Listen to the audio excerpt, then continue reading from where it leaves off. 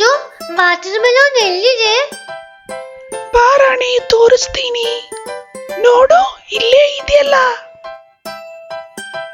Thank you ಮಂಜು.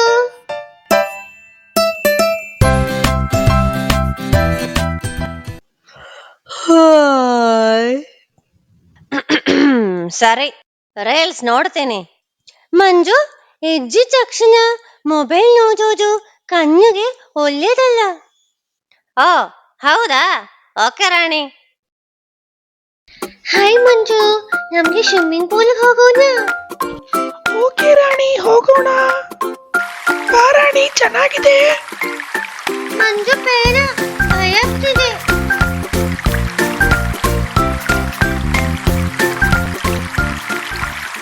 ಮಂಜು, school bus ಬರ್ತಿದೆ, ಹೋಗೋಣ.